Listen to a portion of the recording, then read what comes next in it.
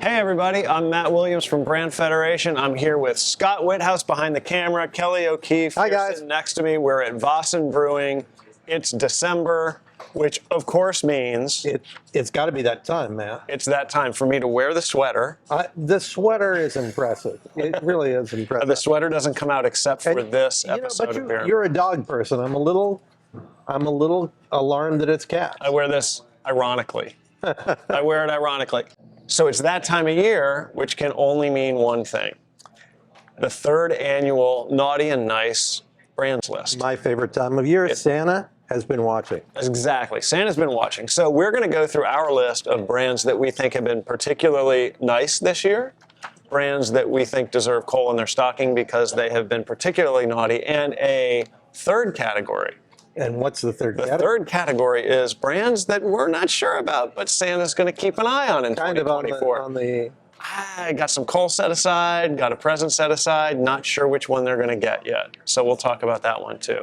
So let's jump right in. We're going to start on the positive side of life and talk about some nice brands. We have, Kelly, 4 nice brands this year. I know, and they've all been really terrific brands that have shown the power of what a great brand can do when it's trying to be nice. And they all, I think they all come back to this thing that we tend to come back to when we start to define what we think makes a great brand, and it is knowing what you're about and being proud enough to stand for it no matter what, even in the face of some pushback. And what you find when you do that as a brand is that you attract even more people who believe what you believe.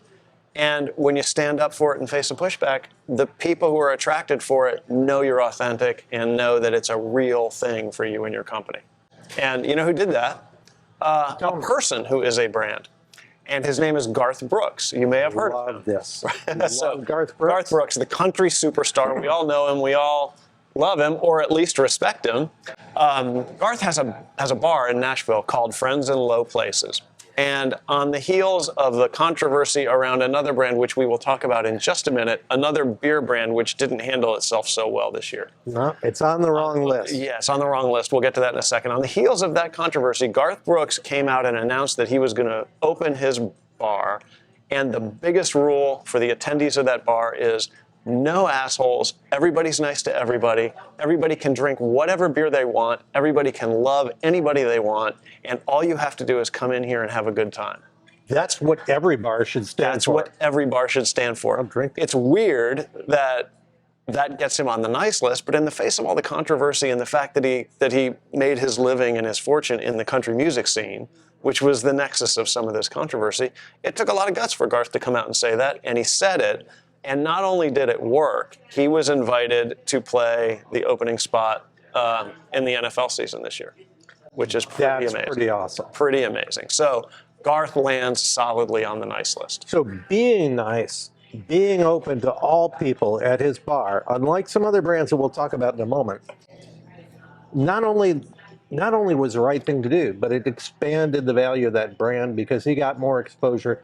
And all that was positive exposure. It's a good business decision. Yes. That's what it's about, man, with brands. And so that makes me think of another brand that I love. It's a good brand to begin with. The brand is Airbnb. And they've always done the right thing or tried to.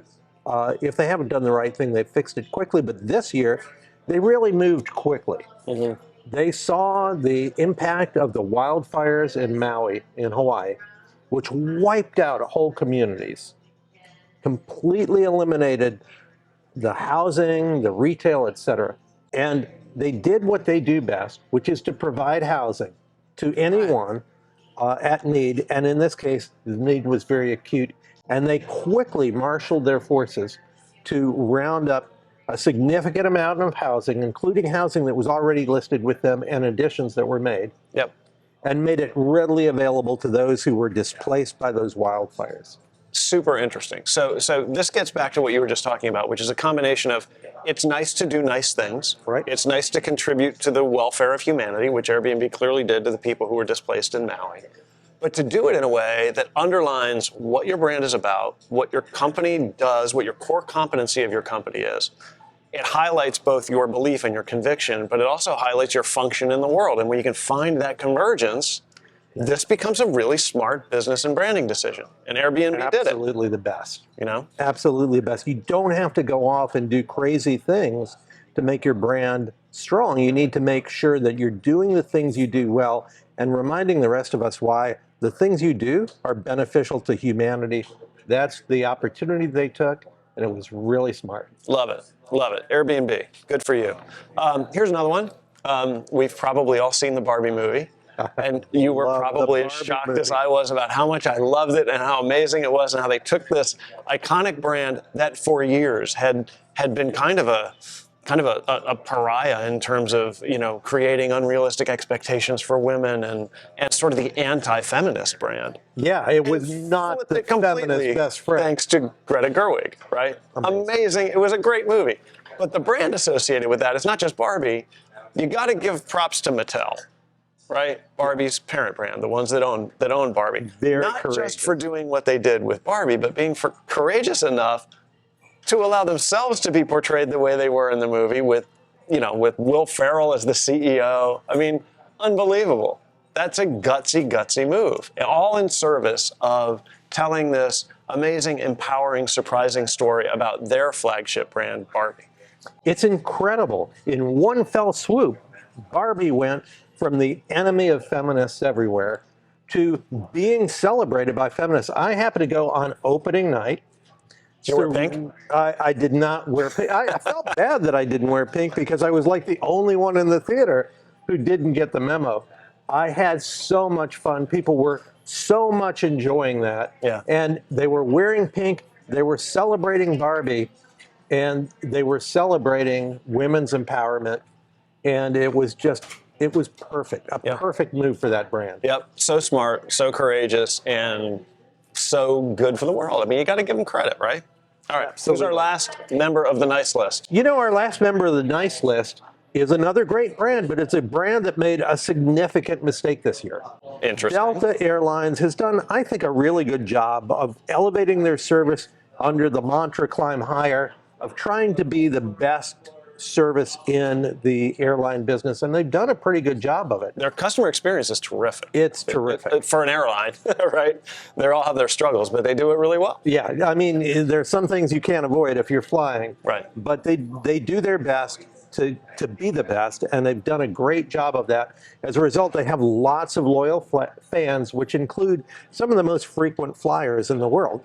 Because if you're going to fly a lot, you want that comfort, and you want those extras. Yep. This year, they made an economic decision that looked like the wrong decision to their most loyal customers. What did they do? They cut back on the benefits that come with being a frequent flyer, and that affected people in two ways, both in the levels that they got to gold medallion, silver medallion, et cetera, but also in the coveted access to Delta's airport clubs. Oh my God. Those are such an oasis when you're traveling and you're tired and you have access to that club. Yeah. It's a good thing. You don't want to give that up. For sure. They took that away a little bit. Yeah. And the outcry was immediate from travelers. Yeah. But here's why they're on the nice list. They actually listened to their customers. They said, "You're right. That was kind of a jerk move." I don't think they use those terms. But look, you could have. And they apologized and corrected the mistake. It's amazing. I don't know what it takes for businesses to understand that your customer doesn't expect you to be perfect. They just expect you to be honest. And if you make a mistake and you fix it in the right way, it can actually result in your customers being more loyal to you. Absolutely. And Delta did it. They weren't afraid to say, yeah, we screwed this one up. We're going to change it. And they changed it. You don't have to be perfect. It's a simple way of doing business. There's no company that's perfect. We're not perfect. We already made at least one mistake and had to re-edit this beer and brands. I'm wearing this sweater. That's not perfect. I don't know. I think that sweater is perfect. I'm gonna. If you have an opinion on that sweater, please make a comment below because I think it's perfect. No, I won't read them. But speaking of imperfection. Yeah, okay, so the nice list. Let's recap. Garth Brooks, Airbnb, Mattel, and Delta Airlines. Good job for all 4 of them. We'll drink to drink them. to you guys. Congratulations on hitting the nice list. You do good, we get to drink. Yeah. I love this system. It's a win-win. So let's look at the naughty brands. Oh, now this is like, we need dark music to play. All right, here's the first one. WeWork. Remember WeWork? Yeah, who Way didn't back in the see this go-go coming? 2010s, Yes. right? WeWork, as we all know, is the co-working space. What WeWork did was finally came out and said, okay, we're going bankrupt. Finally said, so that's not why they're on the naughty list. Good businesses go bankrupt, right? Good businesses go bankrupt every day. That's a sad day. The reason they're on the naughty list is that their bankruptcy put a punctuation mark at the end of the sentence of this story that proves that branding can be used for ill. And that at its worst, branding can create what we've been calling zombie brands, which are companies that are walking dead. They're firms that have no economic proposition. They don't have a business model that's sustainable. So they use the tools of branding to kind of paper over the fact that their business is not sustainable. And Adam Neumann did that for years, to the tune of billions of dollars from his friends at SoftBank and other investors. And he even walked away from that company after crashing it into the rocks with over $1 billion in his pocket. This is the worst. Worked out for him. It worked out for him. Everybody else took a bath. It's the worst use of the tools of branding and managing perceptions that we can think of. That'll land you on the naughty list. Absolutely. You know, so many people think that in the battle between substance and sizzle, branding is on the sizzle side. Right. It's not. No. The best brands, the strongest brands, the brands that consumers value, and the brands that investors receive rewards year after year, decade after decade, those are brands built on substance. Yeah, exactly. That's exactly right. And then they tell that story in a compelling way because they understand why the substance matters. But they don't start with the branding story to paper over the lack of substance, and that's what happened at WeWork. So, you know, when you think about brands and you think about who's on the naughty and nice list, we just talked about a brand, Delta, that's on the nice list because they made a mistake. Yep. They atoned for their mistake and they fixed it. What you do when you make a mistake, that's what determines whether the brand gets stronger, as in the case of Delta, Yeah. or weaker, Uh-huh. as in the case of WeWork, but also as in the case of Bud Light. Bud Light. Yeah, imagine What that. happened with Bud Light, Kelly? Oh, nothing. It was a quiet year. Bud Light, you know, was cruising along, doing its thing, making its beer, serving it to people. They had a good marketing team and a good social media team. One of them opportunistically sending out beer to influencers on social media. Seems benign enough. Nothing wrong with that. One of those influencers, however, sent some beer, a six-pack, to Dylan Mulvaney. Yep. Now, Dylan Mulvaney has been very open about the transition that she has been going through. Mm-hmm. And that made for really interesting content. And they celebrated that with a six-pack of beer. And that was the end of it for a while. Yes. Until somebody got turned the wrong way around that. Thought that was a bad idea, thought Bud Light should not be sending beer to people that they didn't agree with the lifestyle of. And the first person who really made us think about it was Kid Rock, the king of really bad lifestyle choices.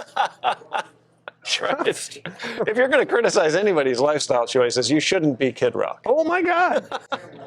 He decides he's going to take this thing the wrong way. He starts to shoot with a shotgun, which is also a bad lifestyle choices. Cases of Bud Light on video, which he had to buy.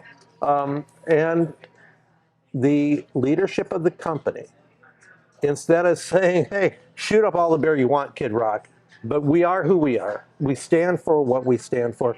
Our values, which are posted on the website, say we believe that everybody who wants a beer deserves to come together over a good cold beer. And have a beer, like we're doing right now. Exactly. That CEO turned tail on his own values, fired the marketing team responsible for sending a six-pack of beer to someone who certainly deserves a second And wrote opinion. the wishy-washiest, Oh, wimpiest, you read that. equivocal little email. I mean, it was awful. It was Yeah. really terrible. Oh, really terrible. Not wanting to be divisive and yeah. just, As a veteran of the United States, yeah.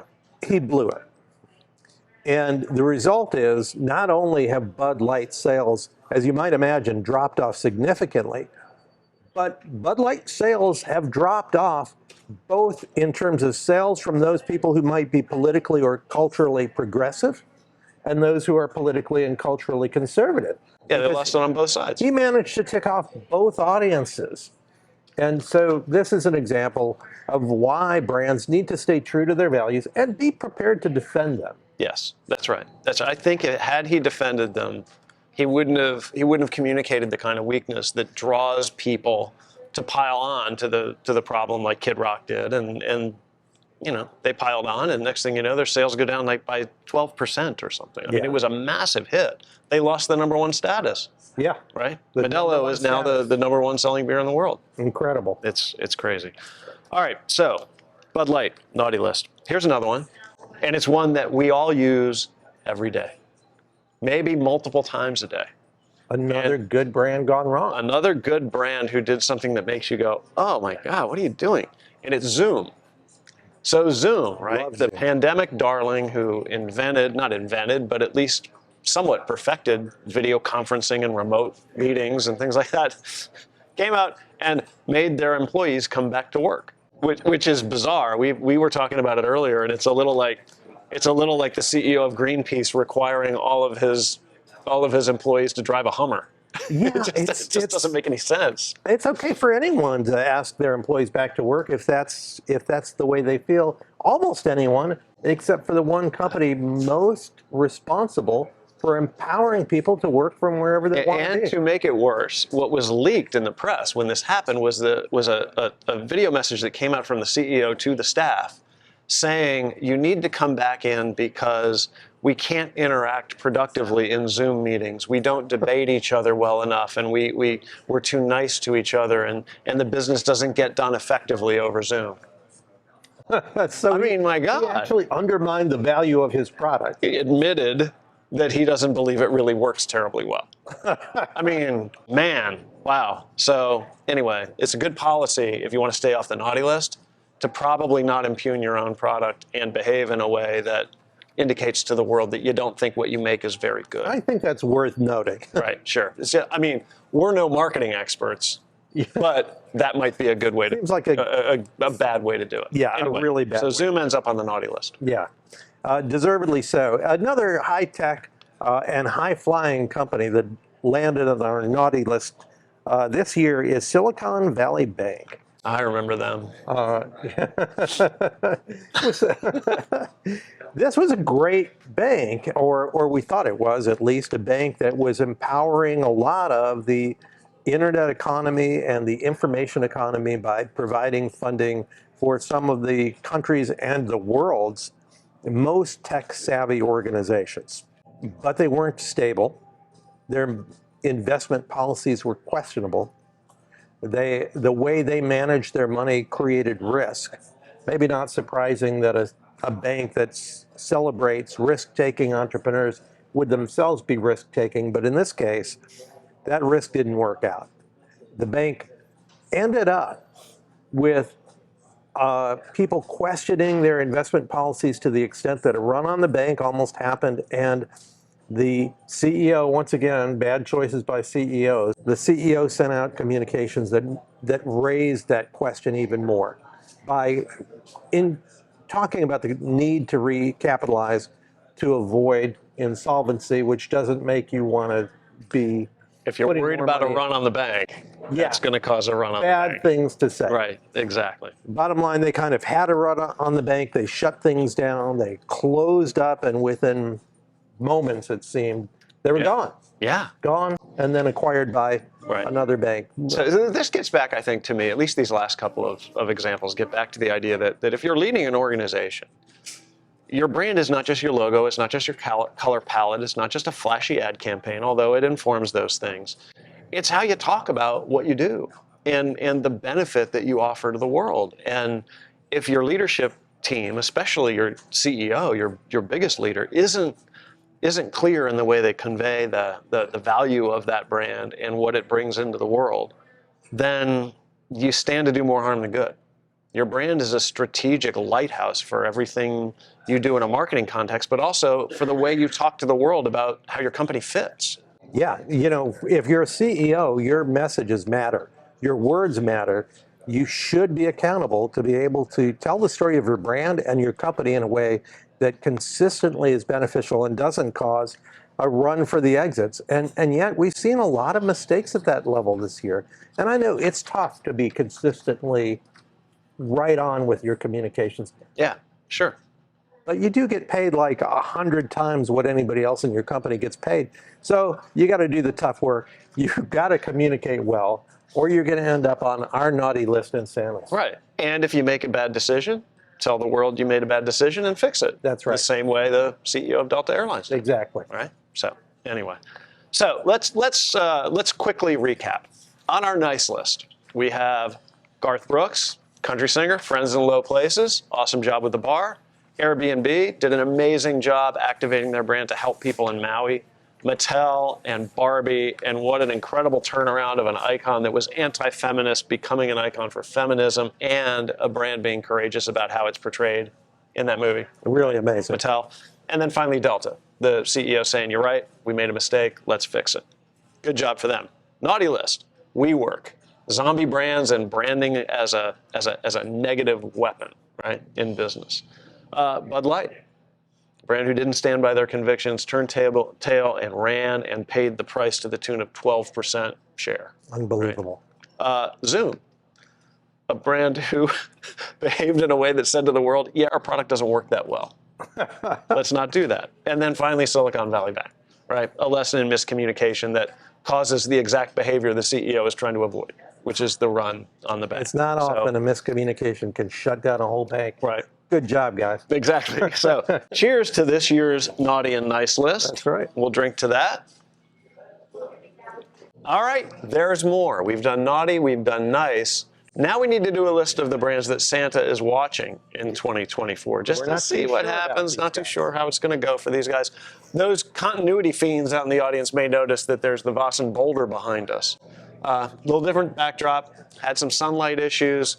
You know, the magic of movies and filmmaking, we can handle anything. Isn't it incredible? We talked about correcting for mistakes, and we already corrected for a mistake right here. That's right. Okay, so let's talk about brands Santa is watching. Who are they keeping an eye on? Here's the first one, OpenAI, right? If you listen to Elon Musk and the interview he did with the New York Times Deal Book Summit, which I highly recommend. Oh boy, entertaining listen. It's an entertaining listen. Actually, it's completely terrifying.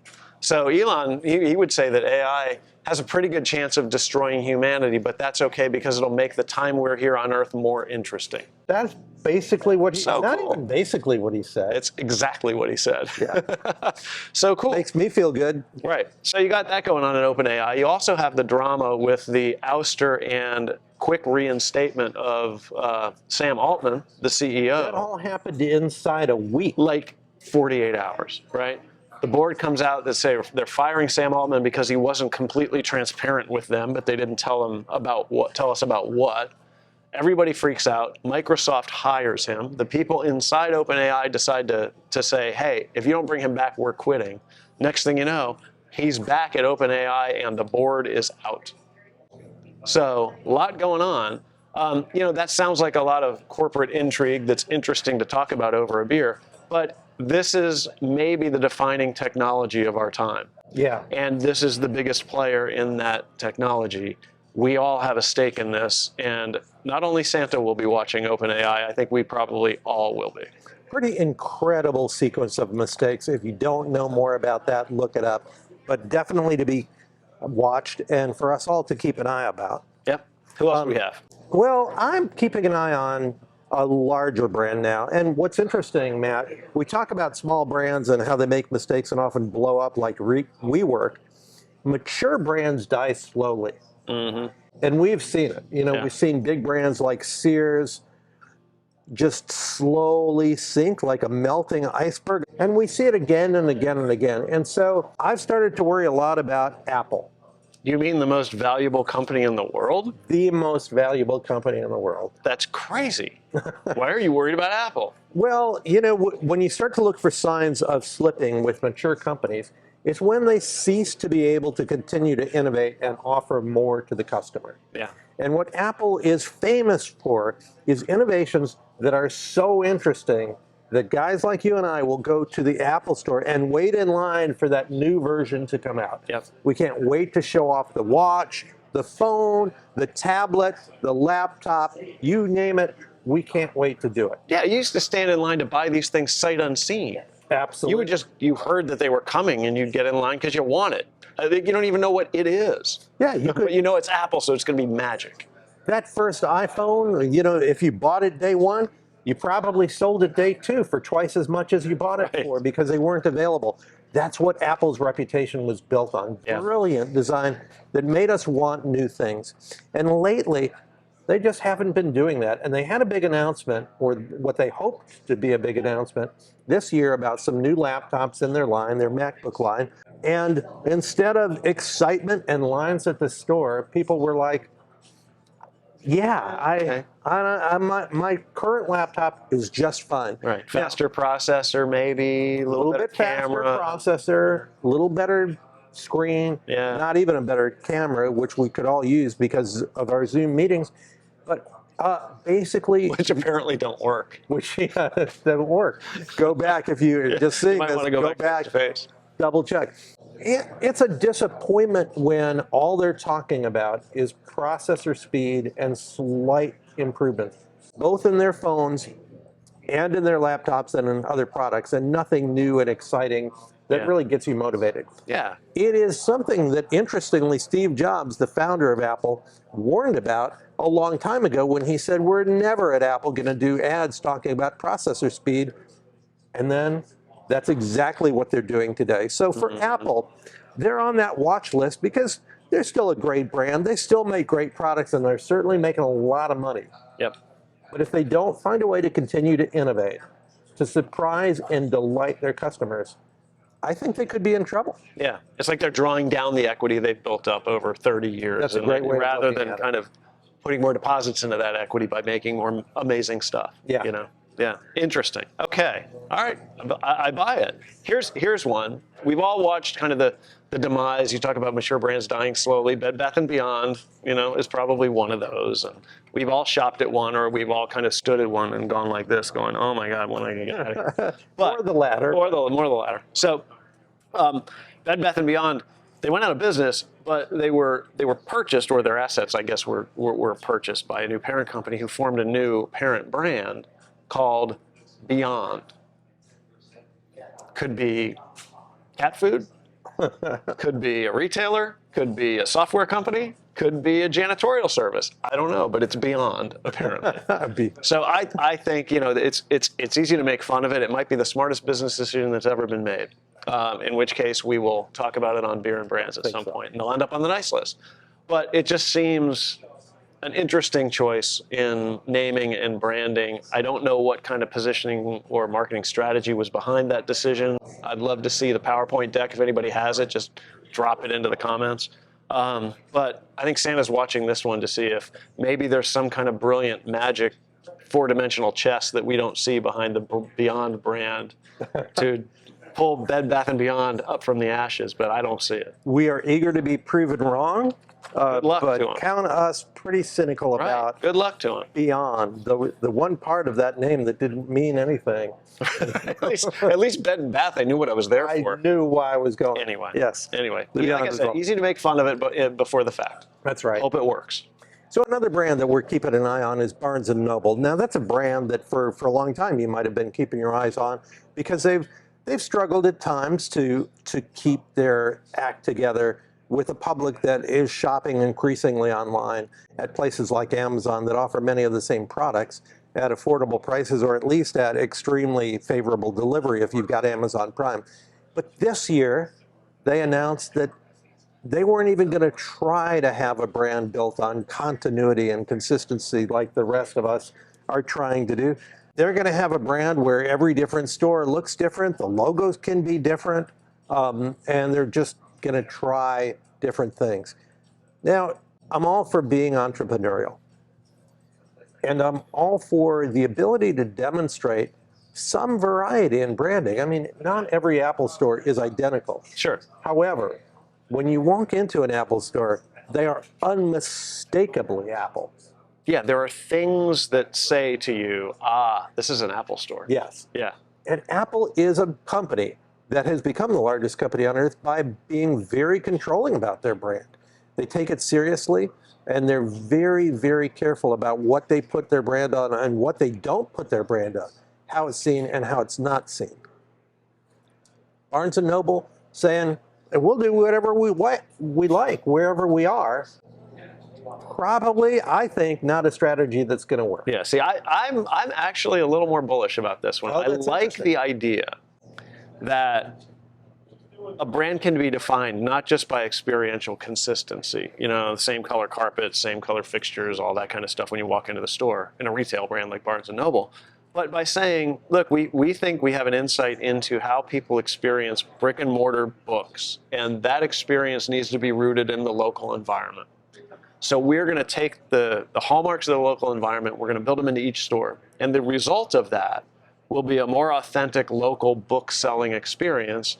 We'll give up consistency from store to store, market to market, but we think we'll gain more benefit than we lose by underlining the localness of the experience at the expense of consistency.